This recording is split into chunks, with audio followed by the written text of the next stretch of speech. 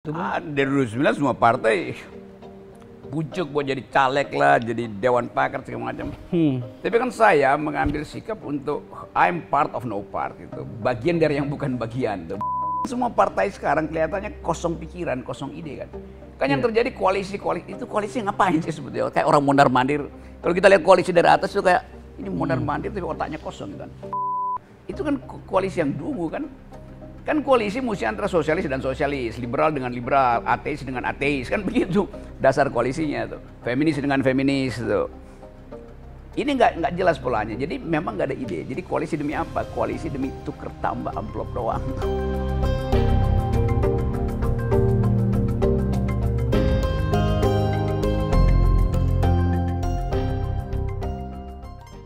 Halo yang namanya, kembali lagi bersama gua di Speak Up. Kali ini Mas Zini membawakan memandu ya yang untuk Speak Up di edisi kali ini bersama salah satu tokoh lah.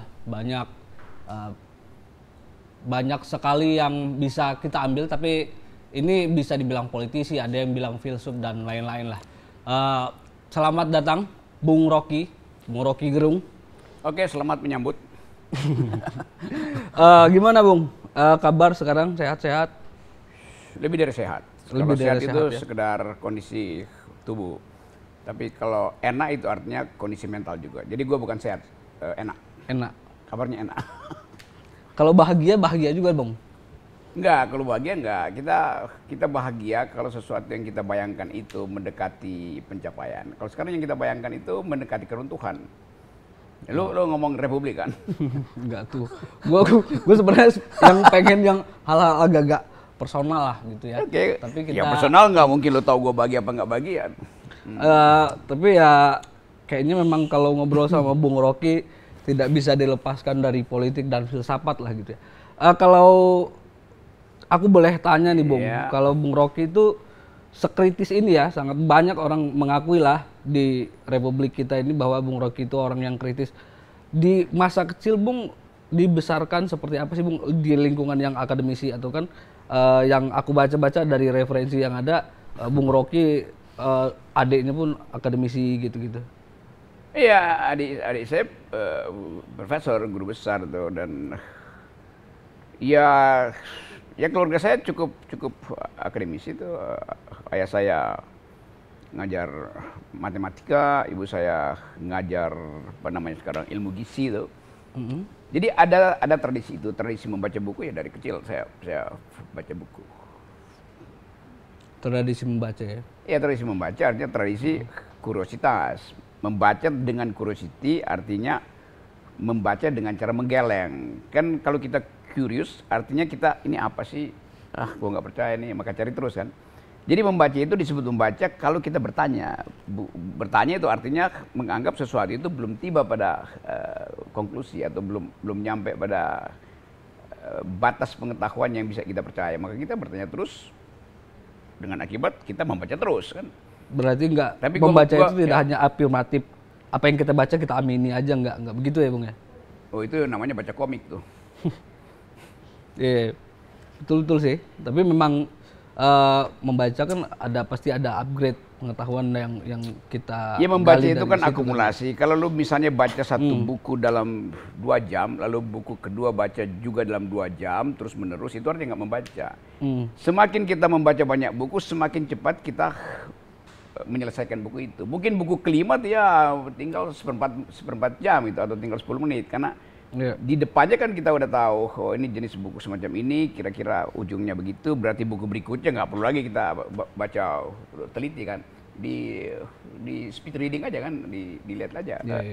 Kayak orang belajar matematik misalnya, kalau kita tahu 2-3 rumus ya penyelesaian berikutnya tinggal mengandalkan reasoning kita kan, nggak perlu lagi kita hadirkan rumus yang ketiga. 2 rumus itu cukup untuk menyelesaikan 3-4 soal. Ya awalnya agak sulit tapi makin lama kan makin gampang itu. Sama kayak lu pacaran lu kagok dulu waktu kencan pertama, tapi kencan ketiga keempat kan ya biasa aja tuh. Itu kira-kira baca buku juga kayak pacaran aja. Oke. Kalau yang banyak diasosiasikan orang ke Bung Rocky ini kan filsuf gitu, Bung. Kalau Bung Rocky ada kan kalau dalam filsafat itu ada banyak pertanyaan. Ada pertanyaan filsafat yang sudah menurut Bung Rocky sudah terjawab nggak? Semua pertanyaan filosofi itu selalu open ended, artinya terbuka untuk dipertanyakan ulang. Tapi saya sebetulnya belajar pertama justru fakultas teknik. Elektro, filsafat tuh belakangan. Gue belajar pertama fakultas teknik, terus belajar hukum, belajar politik internasional, belajar ekonomi, belajar apa lagi ya? Ya mungkin sering saya terangin, gue belajar di 5 fakultas itu. Tetapi kemudian filsafat itu kayak mengunci artinya seluruh yang kita pernah pelajari akhirnya tumbuh sebagai pertanyaan filosofis tuh. Kalau kita bilang ada kepastian, nggak ada. Dalam matematik ada kepastian. Di dalam fisika ada kepastian, enggak. Fisika itu sama seperti ilmu sosial, paradigmanya berubah-ubah tuh. Apalagi fisika teoritis kan. Ilmu sosial apalagi dia selalu fluxing, dia selalu ada dalam keadaan oscillating. Ya tet. Kalau kita udah berhenti bertanya, oscillatingnya itu udah tet, artinya udah mati tuh. Nggak ada lagi pertanyaan karena pengetahuan selalu ada dalam kondisi bertanya. Oke. Jadi kalau boleh beralih ke yang lain nih dari kalau kehidupan dari hobi ya, aku mungkin beralih ke hobi. Aku tahu mungkin Bung Rocky hobi naik gunung tuh, Bung. Kalau Bung Rocky aktivitas untuk naik gunung di tahun ini udah kemana di sampai di pertengahan tahun atau tahun kemarin dah yang paling excited. Itu pertanyaan yang kadang-kadang gue malas jawab karena kenapa tuh, Bung? Iya, setiap hari gue naik gunung, seminggu dua kali saya hiking gitu. Tapi kalau naik gunung yang rutin itu saya ke Himalaya, itu setahun biasanya 2 kali ke Himalaya atau naik beberapa gunung di Eropa itu. Tapi karena Covid kan nggak bisa kan. Tapi tetap naik gunung di Indonesia kan naik gunung aja. Indonesia aja. Terakhir kemana ya? Ke Galunggung apa? Udah lupa pula gue. Tapi tetap rutin tuh. Paling nggak saya mesti naik gunung karena itu yang disebut kebahagiaan. Ya naik gunung udah jadi semacam bukan sekedar menu tetap, tapi addicted gitu, nyanduh. Kalau nggak naik gunung kayak lu kehilangan bagian dari intelektualitas seseorang. Naik gunung itu bukan sekedar kegiatan fisik, tapi kegiatan etis sekaligus kegiatan intelektual. Oke. Kalau Bang Rocky nih, ya. Kalau bisa dibilang lah ya, sangat ahli dalam berdebat gitu. Pernah nggak Bang Rocky ketika ini aku konteks bicara di TV live ya, di ALC atau di TV-TV lain gitu, ada nggak menemukan nggak lawan debat yang menurut Bang Rocky oke gitu atau setara nih dengan saya gitu? Kan ada tokoh gitu? Ya enggak. Ya, saya nggak berdebat sebetulnya, saya menonton logika seseorang.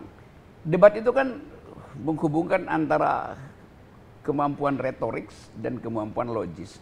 Jadi kalau logikanya kelihatan udah timpang, ya itu kan kayak gelas yang udah retak, lu pentil dikit berantakan kan. Kan di kita itu nggak diajar orang untuk jujur di dalam logika. Nah berdebat itu artinya memperhatikan logika lawan bicara. Kadang-kala dipalsukan oleh feodalisme, kadang-kala dianggap karena dia tokoh maka pikirannya udah utuh, karena dia guru besar maka kita nggak boleh kritik. Padahal begitu banyak guru besar yang otaknya kecil, yang cara berpikirnya dangkal kan. Itu intinya kan. Jadi semua orang sebenarnya potensial untuk jadi pendebat. Kalau dia mau fokus pada logikanya tuh. Nah logika bisa disembunyikan dalam retorika. Seolah-olah dengan gaya teatrikal dia bisa manipulasi pendapat, opini atau berbohong.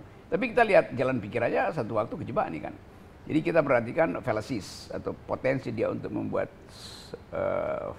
apa bahasa Indonesia fallacies itu. Salah nalar gitu, gagal nalar itu. Kalau untuk ke Pilpres nih Bung, kita tahu bahwa Bung Rocky itu tidak berpartai gitu ya.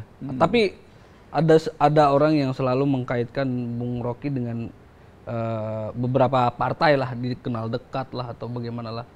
Kalau untuk di Pilpres 2024, apa Bung Rocky juga udah mulai ada partai yang mendekat gitu Bung? Dari 2009 semua partai pucuk buat jadi caleg lah, jadi dewan pakar segala macam. Tapi kan saya mengambil sikap untuk I'm part of no part itu, bagian dari yang bukan bagian, bagian dari teman-teman di sini, jurnalis yang berupaya untuk menuntun bangsa ini supaya nggak masuk dalam jebakan money politics, berupaya supaya kita keluar dari feodalisme, supaya ada perdebatan intelektual. Kan semua partai sekarang kelihatannya kosong pikiran, kosong ide kan. Kan yang terjadi koalisi itu koalisi ngapain sih sebetulnya? Kayak orang mondar-mandir. Kalau kita lihat koalisi dari atas itu kayak ini mondar-mandir tapi otaknya kosong gitu kan. Kan koalisi demi ide yang itu gitu. Sekarang koalisi bisa pindah-pindah. Misalnya PDIP nyalonin Ganjar tapi nanti berkoalisi dengan siapa? P3 dan Hanura. Ya P3 misalnya sodorin di situ Sandi. Ya. Ya bagaimana di mana akalnya itu? PDIP itu sosialis, ajaran Bung Karno. Sandiaga seorang kapitalis, bagaimana nyambungnya kan? Kan itu kan koalisi yang dungu kan?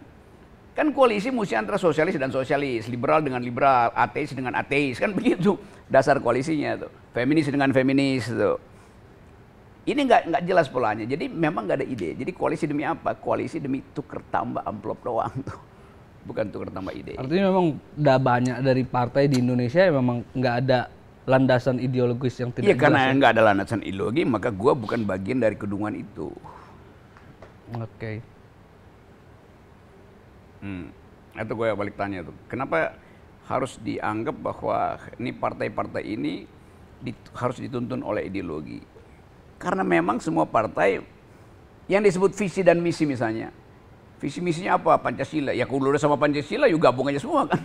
Tapi mesti diterangkan. Kalau lu misalnya visinya Pancasila, sila kelima, kemanusiaan yang adil dan beradab, sila kedua, sila kelima, keadilan sesuai bagi seluruh rakyat Indonesia. Sekarang kita tanya, who's justice? Siapa yang berhak untuk merumuskan keadilan? Keadilan buat siapa itu? Cara kita melihat keadilan versinya libertarian atau Marxis, versinya feminist point of view soal justice atau maskulinitas. Kan itu nggak pernah diperdebatkan kan. Jadi seolah-olah begitu bilang Pancasila udah selesai. Loh, di dalam teori keadilan itu versinya macam-macam. Keadilan mau dicapai dengan pola distribusi, artinya pajak mesti dilakukan secara progresif, atau keadilan berdasarkan jumlah pajak yang dia berikan pada negara, maka dia berhak untuk dapat jumlah anggota parlemen misalnya. Kan nggak pernah dibahas kan. Jadi tetap tidak ada bukan persaingan, tidak ada duel ideologi yang basisnya adalah orientasi program. Jadi kalau dibilang ya semua partai memang nggak ada ideologinya partainya. Kalau partai punya ideologi nggak mungkin ada koalisi yang semacam ini, dan kekacauan itu justru yang diperparah oleh sifat presiden juga yang ya pokoknya anything goes, apa aja yang penting legasi dia masih bisa diselamatkan. Kalau ditanya dua partai berkoalisi buat apa? Buat menjaga supaya IKN itu jalan terus, buat menjaga supaya kereta cepat nggak macet. Lo bukan itu yang namanya koalisi partai. Itu kan akal-akalan cewek-cewek presiden aja kan. Yang kemudian menyulap kita, jadikan itu sebagai seolah-olah isu, padahal itu bukan isu. Di dalam politik isunya harus ideologis. Apakah arah IKN itu mengarah pada keadilan sosial atau mengarah pada perusahaan ekologi? Nah, itu pertanyaan filosofisnya di situ atau pertanyaan ideologisnya di situ. Tapi menurut Bung penting pindah dari Jakarta ke IKN. Apa dasarnya pindahnya? Kan nggak ada dasar apa-apa kan. Kan dari awal Jokowi nggak pernah menjanjikan di dalam kampanye buat pindah ibu kota. Tiba-tiba di tengah jalan dia mimpi pindah ibu kota. Apa karena dia habis baca Shinchan kan, atau habis dapat dengar suara burung perkutut atau cicak di ini kan kita nggak pernah jelas kan. Yeah. Jadi dasarnya aja nggak kenapa pindah tuh. Karena Bung Karno bilang pindah. Lo Bung Karno tuh sebutkan itu sebagai retorik, dan itu poinnya dulu lain, ada perang dingin. Ini pindah demi apa kan? Dan kalaupun pindah kan udah batal kan, nggak ada lagi investor yang masuk di situ kan. Kan terakhir Jokowi kemarin coba, dia minta supaya penduduk Singapura beli rumah di IKN itu. Lah penduduk Singapura bilang mana rumahnya? Jadi Jokowi udah jadi agen properti sebetulnya kan. Jadi dia jualan rumah, dia bukan jualan ibu kota kan. Kan ibu kota itu dimaksudkan sebagai pusat pemerintahan. Sekarang Jokowi bilang Singapura beli rumah di situ. Loh, itu artinya pusat pemerintahan berubah menjadi pemukiman dong. Itu kayak kita suka lihat apa hubungi Linda nomor WA-nya sekian tuh. Kan itu fakta konyolnya. Ya. Yo, ini Bang, satu lagi kalau kita ke belakang ya, kadang kan orang yang saya lihat ya, kayak kita kan ada pasti ada haters segala macam lah ya. Kalau serangan yang paling sering ke Bung Rocky itu pasti mempertanyakan Bung Rocky 98 di mana? Di mana, Bung? 98 itu saya ada di parkiran Atmajaya, diubur-ubur oleh Brimob, di Brondong di situ bersama mahasiswa saya. 98 saya bawa mahasiswa saya masuk keluar Atmajaya. Penembakan pertama di Trisakti, mobil saya cat putih itu saya kasih palang merah, maka saya masuk di Trisakti itu. Jadi saya ada di jalan pada 98 itu. Dan saya bawa mahasiswa saya untuk demo. Waktu itu saya dosen Universitas Indonesia. Menurut beberapa simpatisan partai atau siapa itu dibilang menyinggung lah atau kata-kata kasar. Tapi sudah banyak laporan orang-orang yang merasa tersinggung dengan Bung Rocky, tapi Bung Rocky nggak pernah dipenjara gitu misalkan. Kalau netizen bilang sih ada backingnya. Apa ada backing, Bung?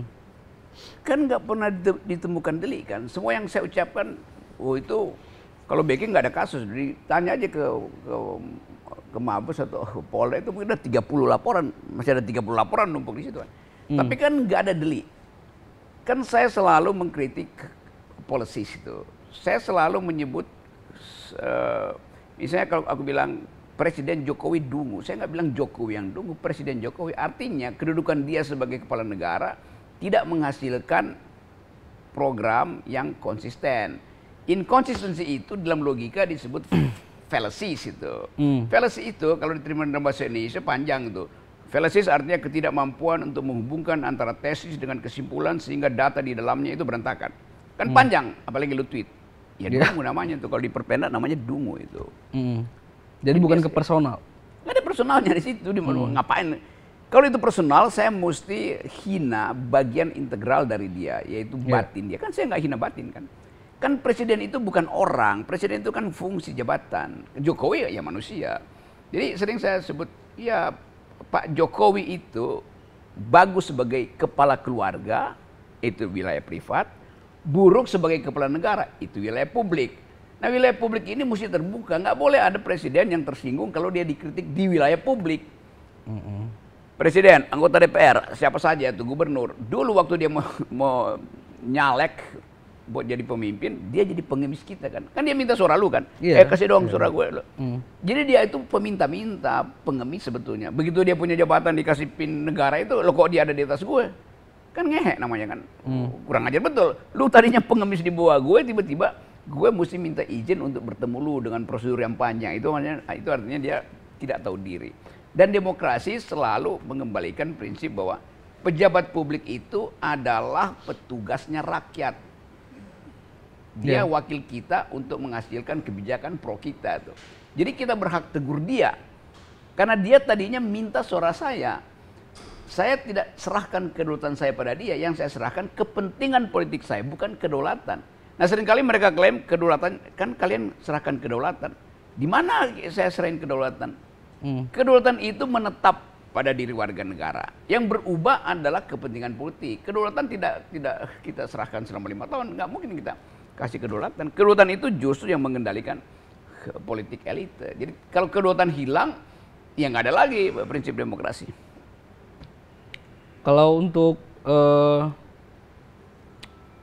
golput, Bung Rocky pernah golput? Kenapa? Golput. Ya bertahun-tahun gua golput lah. Sampai 2019 kemarin. 2019 juga saya golput tuh. Karena malas aja ke TPS. Ya ada orang yang malas, ada orang yang merasa frustrasi. Kalau sekarang kecenderungan orang itu bukan golput seperti swing voters. Mereka yang belum punya arah karena nggak lihat calon-calon itu punya arah kan. Dan mungkin itu 27 atau 30% dari potential voters kita itu adalah swing voters itu. Kan kalau aku bertanya misalnya pada milenials atau pemilih anak muda itu, mau milih siapa? Mereka jawabnya bukan mau milih siapa, ide mereka apa, ide capres ini apa. Terutama dalam dua soal, environmental ethics atau ecological point of view. Yang kedua, global security problem kan. Kan dunia ini sekarang hanya diasuh oleh dua isu. Isu pertama adalah isu ekologi, isu environmental ethics. Di dalamnya ada isu feminism, gender equality itu. Itu satu paket lah, itu green economy. Satu paket untuk memulihkan pengertian kita bahwa kebijakan publik itu harus menghasilkan keadilan bahkan pada semut, bahkan pada burung, bahkan pada pohon. Hak pohon untuk tetap hijau, hak semut untuk bersarang di pohon, hak merpati untuk berkicau di pagi hari. Kan itu hilang semua kalau deforestasi kan. Jadi isu itu ditunggu oleh milenial. Yang kedua adalah isu keamanan. Milenial merasa kalau terjadi ketegangan di Indo-Pasifik atau potensi perang dunia ketiga misalnya, Presiden Indonesia mau mengucapkan apa? Kan itu intinya kan. Jadi kecemasan itu sangat eksistensial sehingga bagi anak muda ya udah tunggu aja swing voters. Nggak milih itu, nggak milih ini, dia nunggu aja siapa yang bisa raise isu-isu strategis itu. Tapi kalau term pemerintah ke masyarakat kan golput itu suatu yang haram gitu. Kalau menurut Bung Rocky gimana itu pandangannya? Iya, pandangan dia yang haram tuh. Pandangan pemerintah yang menyatakan golput haram itu haram. Golput itu adalah koreksi terhadap ketiadaan pilihan, kan itu kan. Masa lu suruh gua makan tadi apa namanya martabak yang udah basi itu, pilih martabak basi atau apalagi satu pisang goreng yang udah penuh semut. Kan bukan itu pilihannya kan. Ya dua-duanya gua nggak pilih, maka gua jadi golput. Kan yang disodorkan begitu oleh pemerintah. Kebetulan lagi ngomongin golput karena saya juga udah lama juga golput ya. Tapi yang di pikiran gua tuh ketika gua golput, surat suara gua digunain untuk yang lain tuh. Ya itu soal teknis. Gimana, untuk mencegah jangan sampai golput itu justru potensial untuk memenangkan orang lain. Kan itu cuma soal lu golput nggak datang ke TPS, oke. Lu golput tapi begitu di TPS lu robek-robek aja semua surat suara itu. Itu kan tetap prinsipnya you tidak punya pilihan dan tidak mau memilih karena keterbatasan pilihan dan keterbatasan argumen untuk memilih seseorang. Kan itu dasarnya. Kalau dari 3 capres yang capres aja nih, dari Pak Prabowo, Pak Ganjar dan Pak Anies lah yang sekarang yang lagi digadang-gadang. Kenapa? Ada kalau menurut Bung Rocky ada yang better jadi pilihan. Ini gue koreksi pernyataan lu ya. Capres itu artinya presiden, calon presiden dan calon wakil presiden. Konstitusi bilang begitu. Satu orang nggak mungkin nyapres. Dia mesti pasangan presiden dan wakil presiden. Dan diajukan oleh minimal 20% yang threshold bodoh itu kan. Kan sekarang nggak ada calon presiden. Siapa calon presidennya? Kan nggak ada calon presiden. Prabowo belum, dia nggak punya wapres, bagaimana jadi calon presiden? Anies juga begitu, sama aja kan. Jadi tidak ada calon presiden menurut versi normatif konstitusi. Yang ada calon presiden menurut versi lembaga survei, kan itu masalahnya kan. Oke, yang kemarin sempat Bung Rocky singgung ya soal apa? Tipu-tipu lembaga survei segala macam gitu-gitu ya. Mereka kan seperti kayak ngompor-ngomporin doang kan gitu. Ya memang kan lembaga survei itu, ini kan survei publik, berarti dia mesti pertanggungjawabkan dananya dari mana survei publik itu. Selama dia nggak kasih tahu dana itu artinya itu survei pesanan. Siapa yang mau percaya survei pesanan? Tapi nanti betul, kebetulan aja betul, tapi dari awal metodologinya palsu. Mesti sebut ini dana dari Partai Demokrat, ini dana dari Gerindra, ini nggak apa-apa. Sebut itu supaya nanti orang bisa lakukan reverse methodological scrutinizing kan. Kalau enggak ya buat apa kita nggak tahu dana siapa kan. Itu aja soalnya.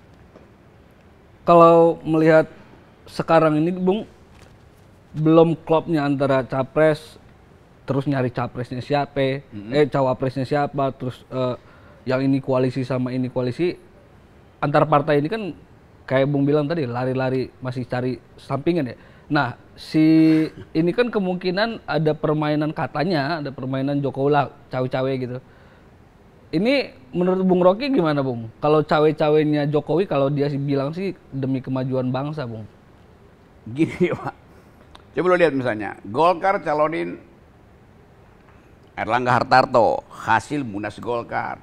Ya. Gerindra calonin Prabowo, hasil Munas Gerindra. PKB calonin Caimin, hasil Muktamar PKB. Kan dia udah punya calon kan? Ya. Tetapi nanti Caimin bilang, tapi ini hasilnya tergantung keinginan presiden. Lo bagaimana? Kedaulatan partai itu ada di dalam Munas. Munas memutuskan si A jadi presiden kita. Nanti si A itu oleh ketua partainya bilang, tapi kita tanya dulu ya pada Jokowi. Ngapain nanya Jokowi? Kalau begitu Jokowi ketua semua partai dong. Kan konyol itu. Kan itu intinya kan. Iya. Lu milih buat cerai misalnya itu. Lu cuman boleh konsultasi dengan bini lu, mau cerai apa enggak? Tapi nanti begitu lu cerai, udah putusin cerai, lu tanya dulu pada bapak lu tuh.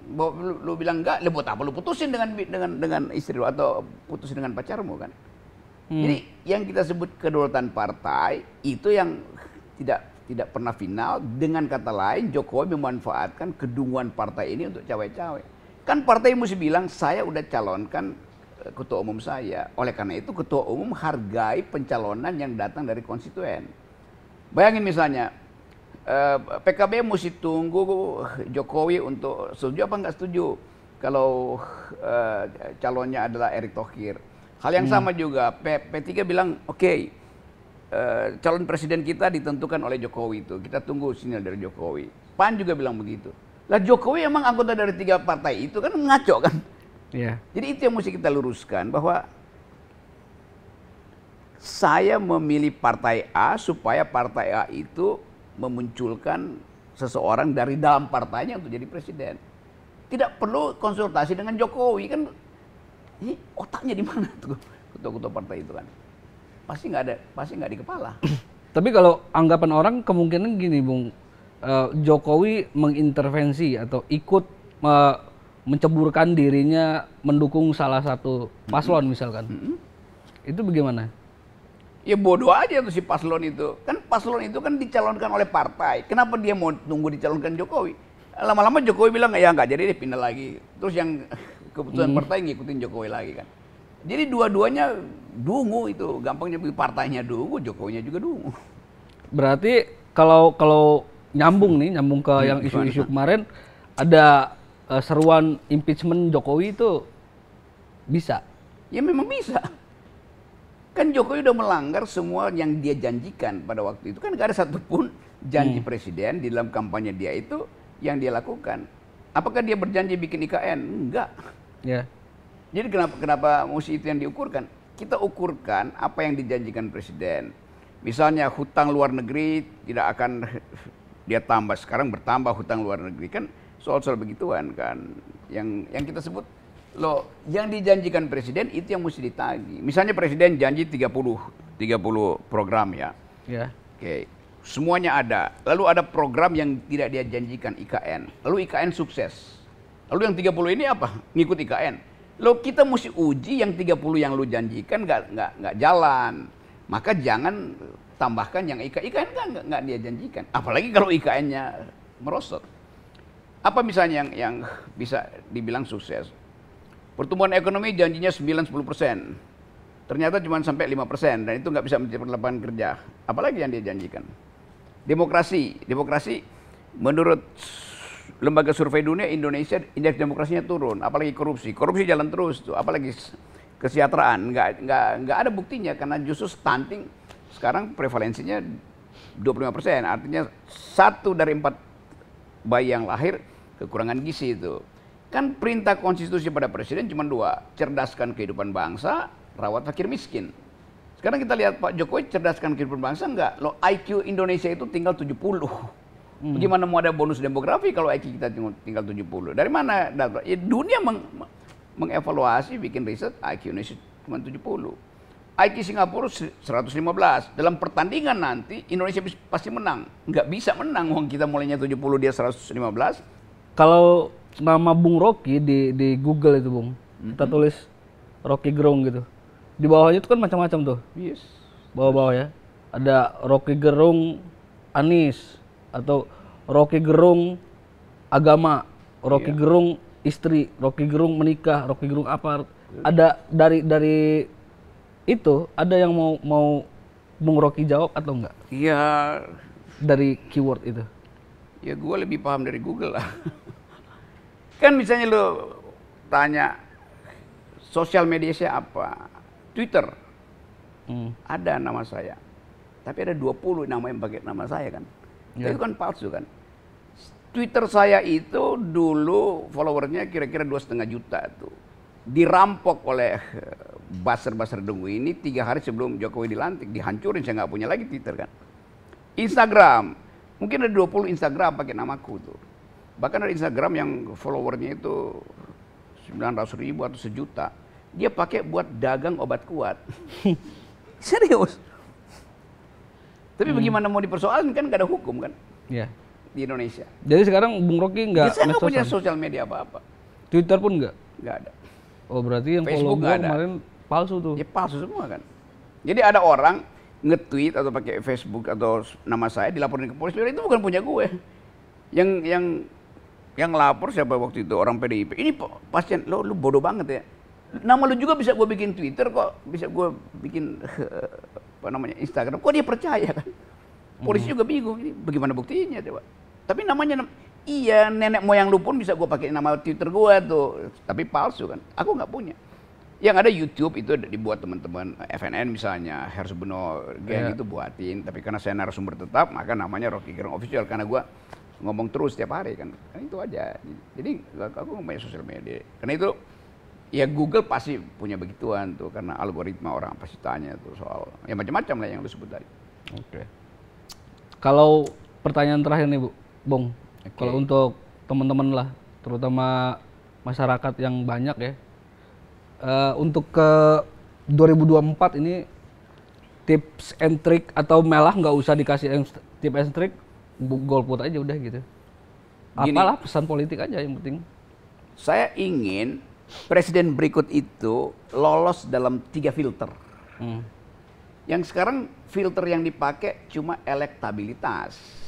Bagaimana kalau elektabilitas itu menghasilkan orang dungu? Bagaimana kalau elektabilitas itu menghasilkan koruptor kan? Jadi filter pertama buat panduan calon presiden, terutama buat millennials, lihat dulu etikabilitasnya tuh. Atau dalam agama disebut moralitasnya. Baru kita filter yang kedua, intelektualitasnya. Karena presiden kita harus deal dengan pikiran-pikiran abstrak dunia kan. Soal feminisme, soal justice, soal demokrasi, soal environment, segala macam, soal global security. Jadi kalau dia nggak punya konsep, itu artinya dia tidak lolos intelektualitas. Baru kita uji elektabilitasnya. Jadi undang aja calon presiden, calon legislatif ke sini. Terus kita bongkar, lu elektabilitas lu 90, iya, tapi intelektualitas lu -3. Etikabilitas lu -60 misalnya. Jadi ngapain lu mau menyalek kalau lu nggak paham konsep kan? Dasarnya kan itu kan. Jadi pemimpin itu dia pertama harus bersih secara moral, kedua dia harus tajam secara intelektual, baru dia kita izinkan untuk masuk dalam ujian elektabilitas kan, itu dasarnya kan. Itu panduan. Ya kalau itu nggak terjadi, ya mari masing-masing jadi golput aja kan. Kan percuma kan? Ya memang ada 3 calon presiden, iya, tapi kan tadi gue bilang, ya wakil presidennya masih kasakusuk ditentukan. Dan kita bukan membeli kucing dalam karung, karena karungnya udah bolong, kelihatan langsung kucingnya. Walaupun ke depan itu katanya pengen ada pemilihan secara tertutup, caleg itu tetap aja bolong ya karungnya. Ya, gini, sistem pencoblosan itu memang konstitusi kita bilang pemilihan presiden itu adalah, atau pemilu kita sistemnya partai, jadi kita nyoblos partai itu. Memang hak partai untuk nentuin. Itu kalau demokrasinya bersih, mau terbuka tertutup nggak ada soal, karena kita percaya bahwa partai nggak akan nipu. Sekarang sistem tertutup itu memungkinkan mereka yang koruptor itu justru masuk lagi kan. Karena waktu gue coblos misalnya partai A, gue nggak tahu nanti yang akan terpilih siapa. Kalau terbuka jelas gue coblos partai, gue tahu nama yang nggak gue coblos karena dia koruptor misalnya, atau dia penghina perempuan, kita nggak akan pilih seorang caleg yang misoginis itu. Tapi ini kan kita nggak tahu kan. Jadi kita coblos partai dengan asumsi bahwa kita mau pilih seseorang yang percaya pada keadilan gender, ternyata dia seorang patriark yang tukang gamparin bini misalnya, atau punya problem dengan pelecehan seksual. Kan kita nggak tahu kan. Itu bahayanya kalau sistem tertutup. Atau koruptor yang masih ngumpet, tiba-tiba dia mau jadi caleg, nyogok ketua partai, nyogok ketua WAPI, itu kan itu bahayanya tuh. Jadi dalam keadaan moral bangsa ini buruk, sistem tertutup akan memperburuk rekrutmen politik kita. Gitu bro. Terima kasih Bung Rocky atas waktunya. Sampai ketemu. Speak up and speak up. Ya. No Rocky no party pokoknya. Yoi. Terima kasih Bung.